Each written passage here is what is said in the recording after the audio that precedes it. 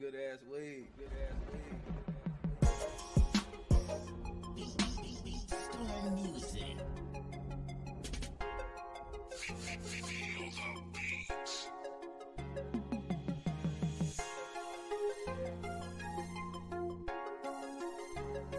This is Beat Storm music. Jesus gave his life for me so that I can live, and I'm out committing crime. To me, that's all I can give. My whole life since I was young, that's how I. Hi, thank you all for joining me. This is Love, Strength, and Love. Today we have a special guest, and I am going to go ahead and let him introduce his own self. Okay. How y'all doing? My government name is Monte Burks. But some people know me as Apollo 517. That's my stage name. I'm a spoken word artist. I also host a podcast and an open mic. It's an open mic / podcast. We broadcast our open mic to a podcast down in Racine on the first and third Wednesdays of every month. It's called Wordsmith Wednesdays. And I'm also the vice president of the Wisconsin chapter of Poet Organization. Okay, nice, lovely. I'm gonna have to come on, get down there, man. Oh yeah, check it out. It's definitely a vibe. It's definitely a vibe. Oh, okay. Oh yeah, Tone. I see you. You're up on the stage. You're part of the community now. That's what I'm saying. Get together, baby. Well, I really appreciate you coming on my show. Today we are going to speak about just men, right? I asked a lot of my brothers about it and some of their friends, but now I want to go outside and just ask other people that I don't really know. Mm-hmm. You know, what is it really like just being a man? So it's just kind of basic questions, not too personal or nothing like that. Okay. Yeah, definitely. So the first question that I have for you is what has been one of the most exciting experiences that you have had just throughout life, period? So I would have to say witnessing my daughter being born. So that was my hands down my best experience thus far. It was just something about witnessing the miracle of life, you know. I cried like a baby. Aww. And I'm a type of man. I don't like to cry. Like so yeah, like I was overcome with emotion. It was joy. It was a little bit of fear, you know, a little bit of angst. Right. But it was mostly just shock and amazement. Like, you know what I'm saying, witnessing her small little body come out that cavity. Aww. And then she started crying. And she was all covered in, you know what I'm saying, the blood and the ick and everything. And I was like, oh, she's so beautiful. I called my mom. My mom told me to let her know when she was here, and I called her and I was crying. My mom thought something was wrong. Aww. So she was like, oh my God, what's wrong? I was like, she's so beautiful. Nothing's wrong, Papa. She's perfect. So yeah, I have to say that was my best experience thus far. Oh, hands down. I gotta clap for that one. For sure. Shout out to my baby girl, Nevaeh. Daddy loves you. Hey. What are in today's world, what are some of the common challenges that you have as just being a man, and then, you know, maybe one that you have had and then have overcome? Mm-hmm. If you would mind. I would say, I guess, so not only from my personal experience, but also like witnessing my friends and some of my peers go through this would be child support, right? And trying to be involved in your child's life when you're not with the mother, because there are some bitter women out there who use women or use the children as weapons. Yes. My daughter's mother had did that, and there's a lot of dudes that just be like, well, I'm just cool paying this little monthly obligation and then not really being involved. And I think the biggest challenge is being involved, right? Because you really got to sacrifice some of your own mental peace. Yes. You know what I'm saying? Subjecting yourself to some of the verbal abuse that you get from the mothers, some of the financial abuse that you get from the system, because being on child support is it's hard, right? I remember working 2 jobs just to cover the bills, just, you know what I'm saying, to buy noodles and hot dogs, because it wasn't enough. Like child support was eating my check, and cost of living was too much. And because I was a single man, I wasn't eligible for any type of benefits programs, you know, no food stamps, no energy assistance, no rent assistance, nothing like that. And it was hard trying to come out of pocket, taking care of everything. I guess, like, yeah, I think that was the biggest challenge, is a financial burden, trying to be involved in my daughter's life and also a mental burden. You know, the best way I overcame it, I just persevered. You know what I mean? Like I stuck through and just put up with the bullshit that I need to put up with, just so I could be there. You know what I'm saying? And eventually, I ended up getting custody of my baby girl. So now I don't have to worry about being subjected to like whatever the mother wants. Because like when she would definitely use my daughter as a weapon against me if I didn't do what she wanted me to do. Right. You know what I mean? But now I don't have to worry about being under her thumb, you know, per se. Yeah. And so, yeah, getting custody of my baby girl, I think that was my biggest accomplishment in life. Yes. You know what I'm saying? For sure. Definitely. It most definitely was. And I'm sorry I had to interrupt you on clapping because it's just so surprising to hear that is one of the biggest things that as a man that you're focused on, you know, family and kids, or your family and pretty much, you know, people that you love. That's a big blessing. We don't have a lot of males out here like that. Yeah. So I'm gonna congratulate you. Well, thank you. Sir. Thank you. And then I'm also gonna say I'm sorry to all the women who just are so emotionally creatures that they just have to put all their emotions off of other people. Because a lot of men, a lot of y'all don't deserve it. Yeah. You know, I mean, even if things didn't work out between us, we don't have to let our personal differences get in the way for the sake of the child. You know what I mean? Like, ultimately, the child the ones that suffer. Yes. You know? Yes. And so.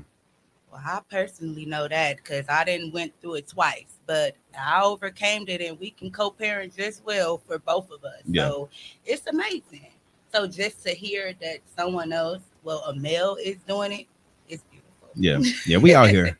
We definitely out here, you know. Shots out, y'all.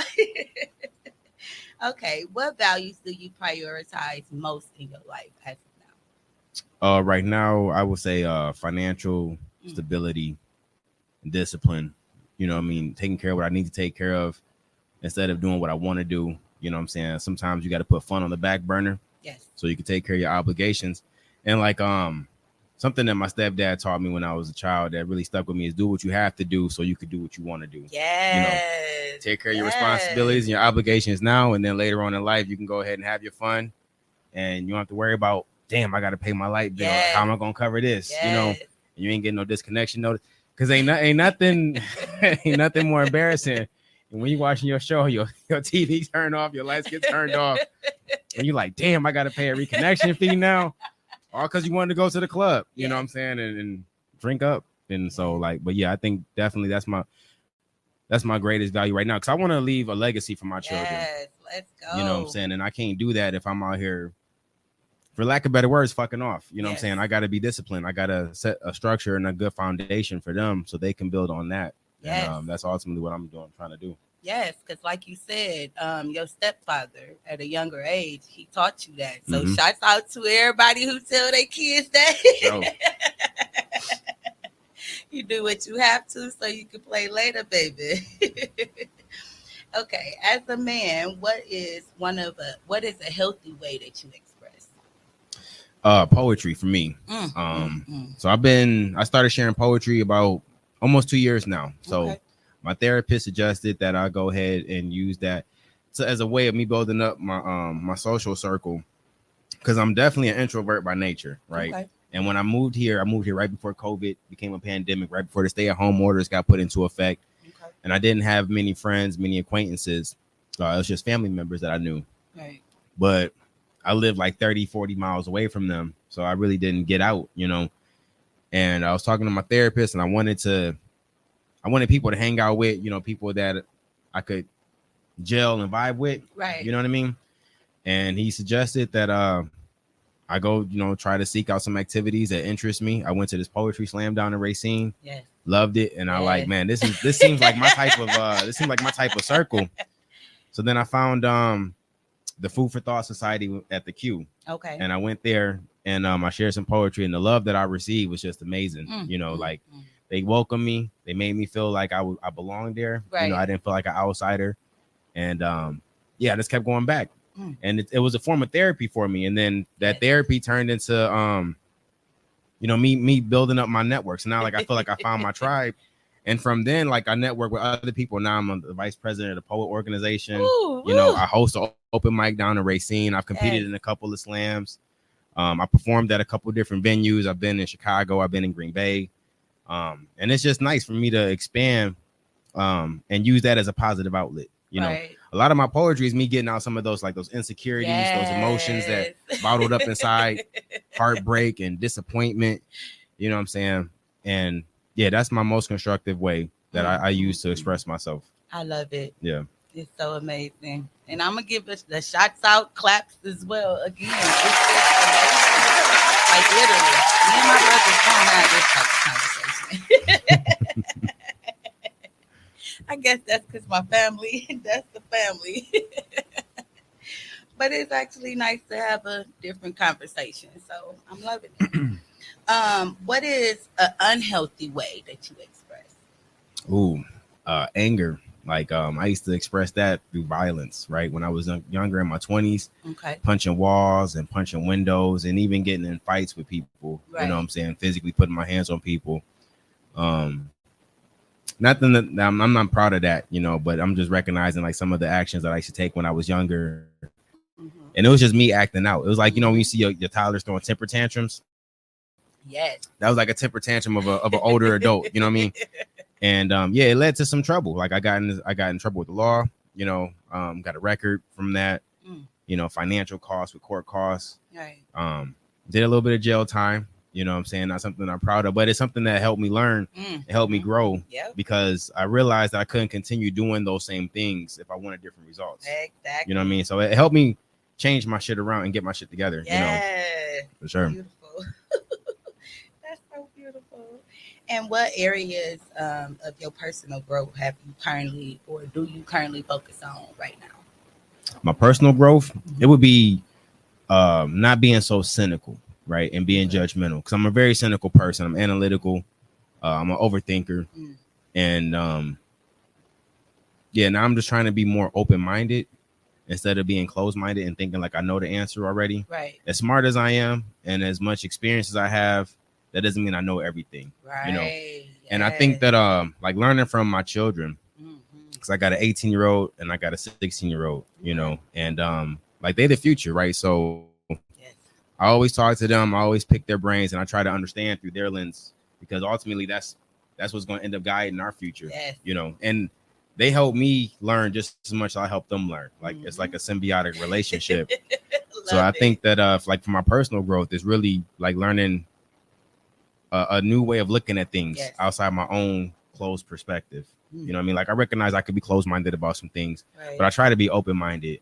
And even if I don't understand it, like I don't just like totally dismiss it or disregard it. You know, like my daughter would tell you, there's times where we'll have the same conversation 4 or 5 times because I don't get it yet, but I'm trying to get it. Right. You know what I mean? And I think that's my biggest area that I've grown in, is trying to understand and being more receptive and open. You know what I'm saying? The things outside my own understanding. Right. And that's beautiful that you use your kids, because like you said, the kids are our future. Look at my baby calling me right now. They definitely help us learn. And it's something that we didn't get to share or use. We didn't get to do that. Well, I didn't get to do that growing up in my younger days. So to give that to not even just my own kids, but just other people's kids, it's something that it's really helped me to connect to kids in a whole different way. So it's beautiful. Nope. What have you learned from your parents that has shaped you into the person that you are right now? All right, so I learned a really, really strong work ethic from my mother. Okay. You know, my mom, she was a get her done type of lady, you know what I'm saying, by any means necessary. My mom's worked 2-3 jobs before, and we've taken the bus, public transportation, you know, like whatever we had to do to, you know. So I learned that. So like from my father, I learned what not to do, right? Because my dad, my biological dad, he wasn't involved in my life a lot, and a lot of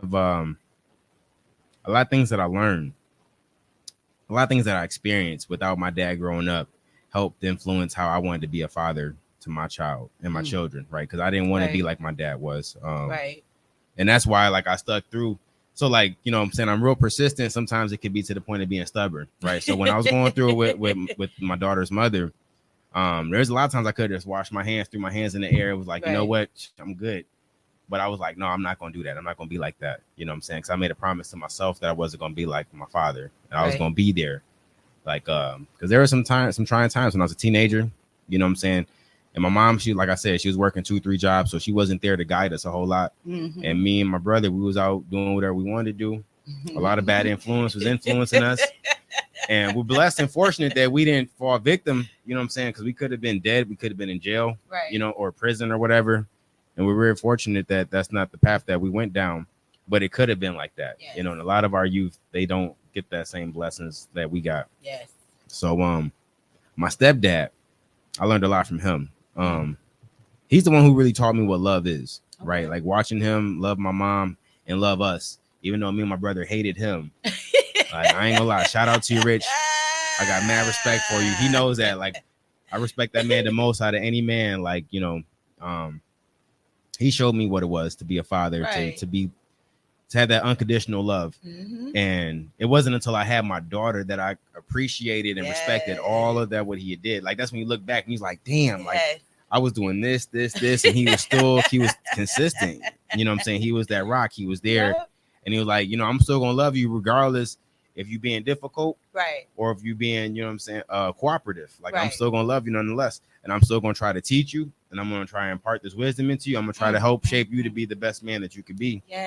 And it wasn't until I was 20 that I was like, damn, man, Richard was a G. Like, because he didn't have to be there. Like, you know, he didn't. A lot of dudes don't want to raise other people's children. Exactly. You know what I mean? Like, there's a lot of layers of complexity that come with that. And he heard, you ain't my daddy. I ain't gotta listen to you all the time. You know what I mean? And he could have been like, you right. I ain't gotta do shit for you. You know, he could have, but he wasn't. So, like, to me, that was love. Because he didn't have any type of emotional attachment like, you know, parents have to their children. There's an inherent emotional attachment. He didn't have that. That was developed, and he nurtured it and fostered that. You know what I mean? So just seeing his example motivated me to be, you know what I'm saying, a better father. And also, like, I didn't want to be the example that my dad showed me. I wanted to be the example that Richard showed me. You know what I mean? And so I got a little bit from both of them as far as like how to be the best father that I could possibly be. You know what I mean? And then my mom just showed me a real strong work ethic, like how to get things done. You know what I'm saying? Regardless, you can't just feel bad for yourself and be like, oh, poor me, woe is me. You know, life goes on. You know what I'm saying? You can either. So, damn, what's the saying? Did she say you can either allow something to make you better or let it make you bitter? Like, whenever we experience an adversity, you can either become bitter from that, or you can become better from that. Like, what you gonna do? Is you gonna sit there in your shit and just feel bad for yourself, or you gonna do something about it? You know what I mean? And that's what I got from my mom. So, shout out to you, Mom. I love you. Shout out! Oh, just your whole family. Shout out! Oh yeah, I love my family. My family beautiful, man. I love my family. There's a lot of people they families don't have the type of relationship that we have, and I wish you guys had that type of relationship. You know what I'm saying? Because there's a lot of families, they in competition with each other. There's a lot of animosity. And it's not about love. You know, it's unfortunate. You know, I just try to spread love wherever I go because that's what life is about. It is. You know, it definitely is. So when it comes to, we still focus on the parent conversation because I just got to understand this from just my own mother and then me as well, because we're very emotional as being mothers. So we put a lot of the, we put a lot of overlooking type things into it. Did your mom do similar things like that? Like she overlooked stuff? Yeah. Hell no. No. My mama didn't overlook nothing. I mean, she wasn't like, my mom was at work a lot, right? So my mom really wasn't there a lot. But if she caught us doing something, we definitely got our asses whooped. Or she would take stuff from us. Like, she was huge on grounding, you know what I'm saying? And taking things that we couldn't go outside. One of her favorite punishments was we couldn't go outside and we had to wash dishes. We had to clean the kitchen. And where our kitchen was positioned, we could see all of our friends running around playing outside. Like the area that we would play. And we'd be sitting there at the kitchen sink, washing the same 3 dishes for like an hour, just wishing we could go outside and play. you know. Did y'all learn from that? Nah, I ain't gonna lie. We didn't. But no, as she got older, as we got older, yeah, she did start giving us some more grace, you know, and allowing us to like bump our heads ourselves. You know what I mean? She would let us know, like, all right, you gonna fuck up, and this is what's gonna happen. And then we would do it, and then she's like, I told you, but you know, it's okay, you know. Right. And then she'll allow us to learn our lessons ourselves, and she would be there to, you know what I'm saying, to rub our backs. Right. And you know what I'm saying, kiss our boo-boos and like, it's okay, baby. Right. We're gonna get through this. You know. She did get her emotion. Oh, yeah. It just wasn't too emotional. Yeah. Yeah. And she let the grandbabies get away with murder now. Man, I'm telling you, she is not the same lady. She is not the same lady. And I'm like, Ma, where was this when yeah. Yeah. Oh my God. It's yes. crazy. Yeah. I remember, man, I'm telling you, Mama didn't play. But see, I get it now because she would be working 2 jobs. She come home tired, she cranky. Yes. She probably pissed off at her manager who said some slick shit to her. You know what I'm saying? She taking the bus home. It's hot as hell on that bus. Yes. And then me and my brother, not that we was bad kids, we was rambunctious. We was definitely, we was getting in trouble. We was getting in trouble.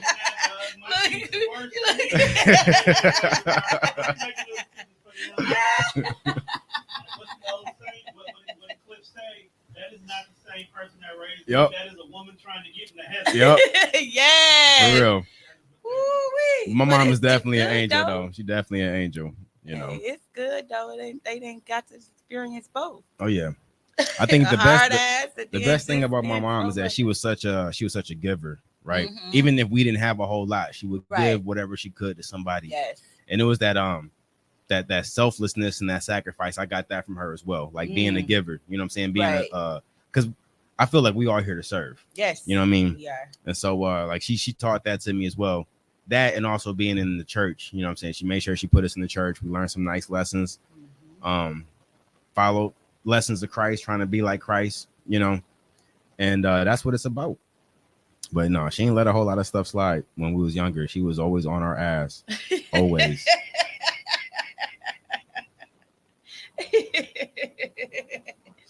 Oh wow. So what values are most important to in you maintaining family structure and harmony right now? I would say the things I'm really trying to teach my children right now is like financial literacy and discipline, credit, investments, things like that. Mm-hmm. So I think that's the biggest value that I'm trying to impart on them is how to use money to their advantage and how to use credit to their advantage. You know what I mean? And just teaching them about responsibility. Yes. Like, I think that's my biggest value, you know, that I'm trying to teach them. Education, not necessarily in the form of like post-secondary education, but in the form of learning something all the time. You don't have to be in a classroom style environment to be learning something. And you should always be learning something. Yes. Whether it's learning something about yourself, learning how to talk to people, like interpersonal communications, or learning how to perfect your craft and your hobby, you know, whatever it is, you should always be learning something. So I think like education is real big for me, but not in the sense like I want them. I'm not forcing my kids to go to college or, you know, I don't even care if you get like straight A's. Don't bring home all F's. Yes. As long as you're applying yourself, like that's what I really care about. You know what I'm saying? Make an effort and whatever. Yes, that's the biggest piece. So what is one thing that you have learned about yourself this year? I need to relinquish control. I need to stop trying to be such a control freak. And that's hard for me too. I like that. I'm definitely not too many people want to admit that. Yeah. So and I can recognize that about myself. And so some of that comes with the type of person that I am, right? But a lot of that also comes with like my experience. I have a lot of professional experience where I've been in decision-making positions. And it's my job to like lead and guide and control how the ship goes, you know what I'm saying? Whatever operation that I'm managing. And then also being the head of my household, you know what I'm saying? That's a job in itself. So like even before I got custody of my daughter, still, you know, managing the head of my household and also trying to teach her lessons and correct behaviors and instill certain values. And it's hard when you in the driver's seat so long Mm-hmm. to like, you know what I'm saying, put your hands up and let Yep. somebody else take the wheel like that. That's really hard. It is. Delegating. And like I said, I got an 18-year-old and a 16-year-old, soon to be 17. They becoming their own people. They becoming their own little adults. So it's like I need to try to, and I don't want to say not be influential, but not have as much control over like, you know, to not guide them as much, but you know, let them guide themselves and let them run their course and just be here as a reference. You know what I'm saying? Yes. Yep. And letting them make their mistakes. Yep. You know what I'm saying? I think that's the biggest thing that I'm learning this year, trying to learn this year. You know what I'm saying? Is relinquish control and just let them be them. Right. That's beautiful because nowadays kids, they don't get to experience bumping their heads on their own and then having that support, because then it's always the backlash of everything that they done did. So it's like that's something that I really feel that the kids really need. Mm-hmm. So that's beautiful. I keep saying that's beautiful. It is. This like I did a podcast the other day and it was touching, but this touching too, but it's a different touching. So I done had a beautiful weekend. That's good. Okay. That's what it's about. Last question, getting ready to wrap it up. How do you envision your life by the end of the year? I know it's not that much longer left in the end of the year, but how do you envision your life? All right. So I guess I'm gonna tie that to my job. Okay. A huge part of my life, and I put a lot of hours into work and whatever. So right now I'm currently in the I'm in this position where I'm grooming myself to be promoted, and I'm grooming my replacement to take over my spot because I'm ready to move on in my company. That could mean me relocating to another state, or that could also mean me just staying in the same position but taking on more responsibility with a different title. If I do relocate, I'll be giving my house over to my children. You know what I'm saying? Trusting them to take over the mortgage, and pretty much I'll be renting to them. You know what I'm saying? Right. And then, I'll be relocating to a whole nother city, you know, learning the layout of that city, the spots to eat at, what the crowd is like, you know what I'm saying? Trying to find a new scene, a poetry scene, an art scene. What is that now? Or what? Or make it. Yeah, that's right. Or make it. So I guess by the end of the year, I guess what I envision for myself is growth. Whatever that growth might come with. Okay. I guess that's what I envision for myself. Not only for myself, but also setting up my seeds to grow as well. You know what I mean? Giving my daughter more responsibility. I think that's pretty much what I see for myself in the end of the year. So as you move into another state, that's something you excited about doing, or you just nervous about it, scared about it? Not really, no, because I've always been one to explore. Okay. You know what I mean? And I always like seeing what's next. Like it's funny, like my daughter, she always says nothing's good enough for me. Right. That's one of my critiques. And it's one, because I'm always looking for ways to improve. Right. And I'm always looking for that next move. Like I never wanted to be complacent. Okay. You know what I'm saying? So even when I do accomplish something that I wanted to accomplish, I don't rest on rest on your laurels. I don't rest on, I'm like, okay, what can I do next? Right. So I'm actually excited if that's what it calls for, if me moving to another city. I'm excited about that because it opens up another chapter and I can write whatever I want to write in that book. You know what I mean? And that's just been my personality. Like I've never been one to just settle and be content with what is. Right. And it's not even that like I'm not content. Like it sounds bad when I say it out loud because I'm very grateful. I'm very grateful for my blessings. You know what I mean? Right. But it's not. I'm like this isn't it. You know what I mean? Like this isn't. I'm ready for what's next. You know what I mean? Yeah. And it's always I guess I'm just always ready for the next move. But we're here for that fulfillment. So if it's not fulfilling you, then why not move on? Yeah.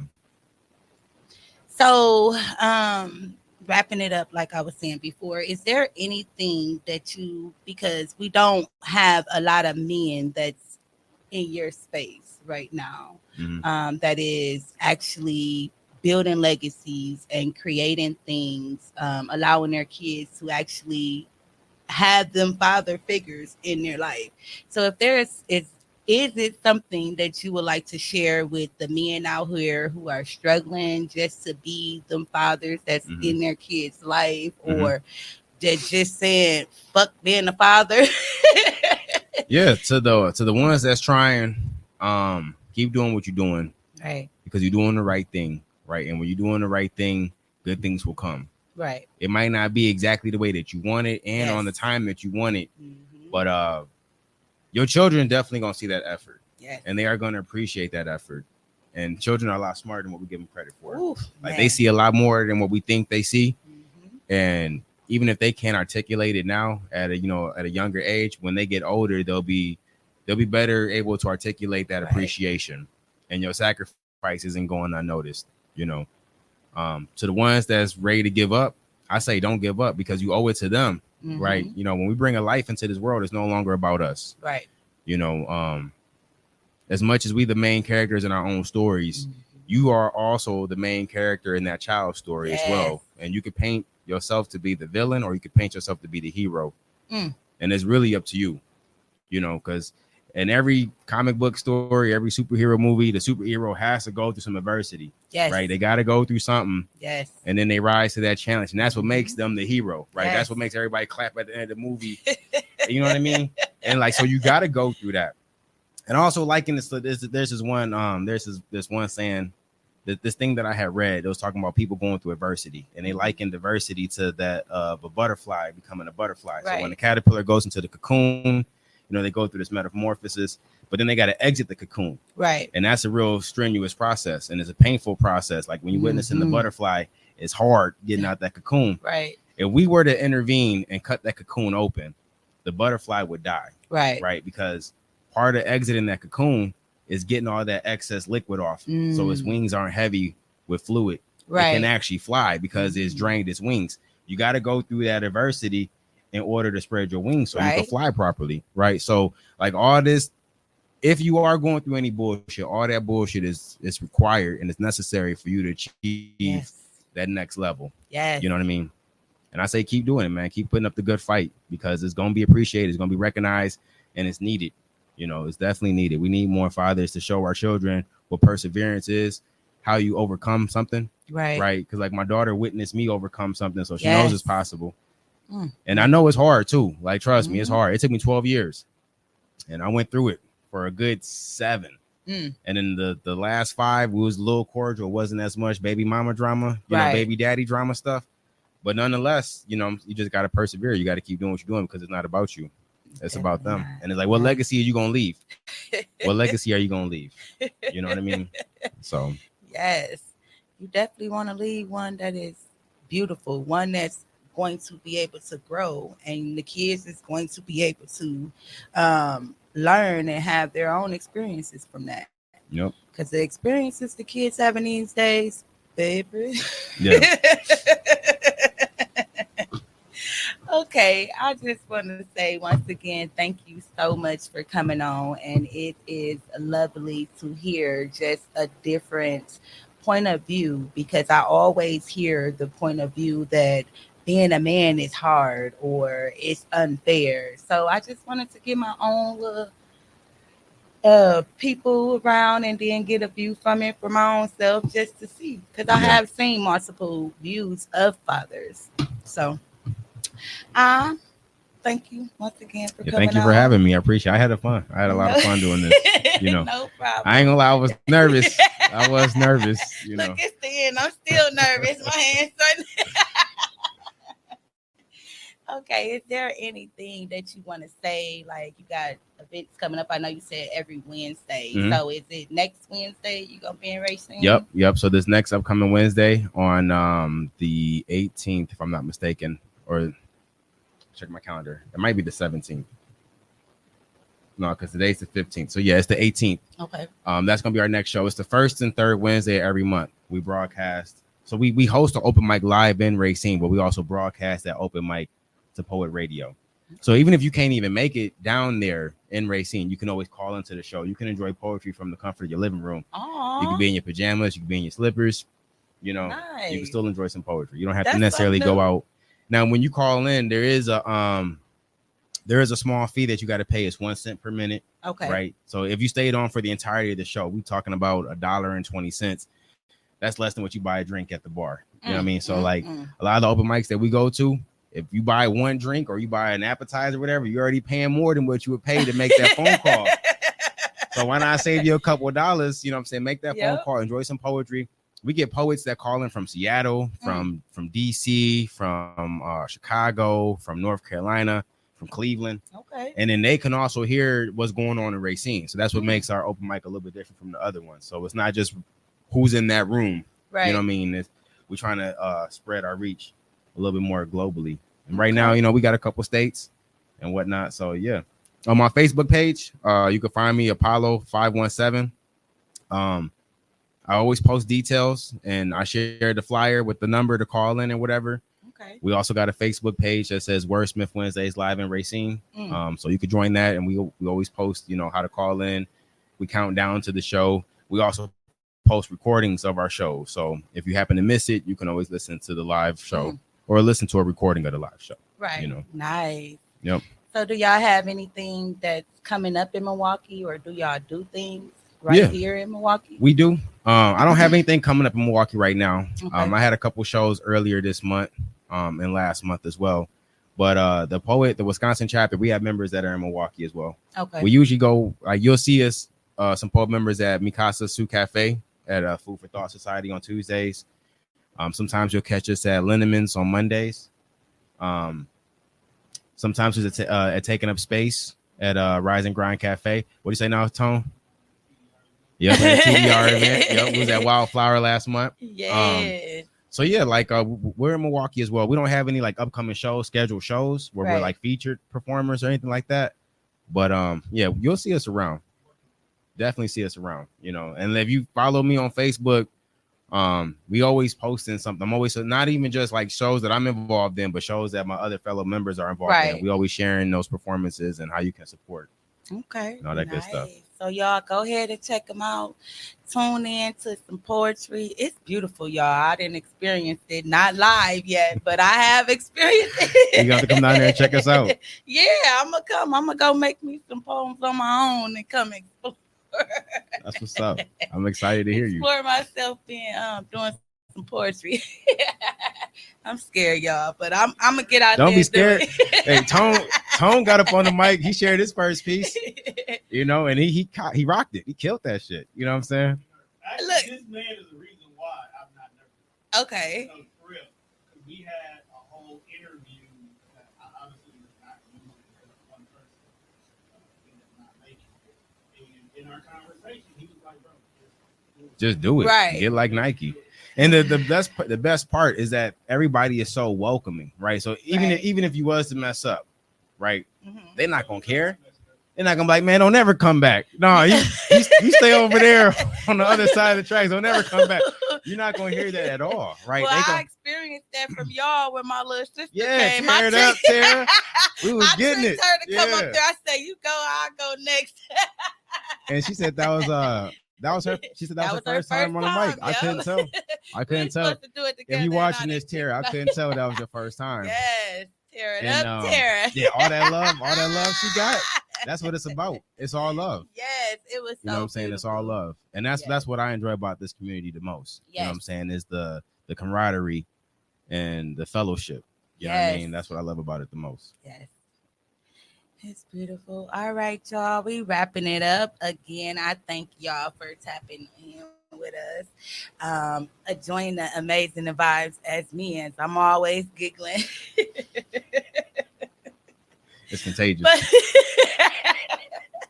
But when the vibes is just lovely, it's just, you can't help them. Oh, I'm sorry, y'all. I didn't miss out on my people here. I'm sorry, y'all. Thank y'all for watching Apollo come on and share how it is to be a man, y'all. It's not that difficult, men. It is, but it can be overcome. You know, any challenge can be overcome. Exactly. We got Kenda, Quentin, Dank. Thank y'all. And I appreciate all y'all for the likes, shares, and subscribes. Please tap into the next episode for me. I believe it's Wednesday, you all. Until next time, I thank you. Peace.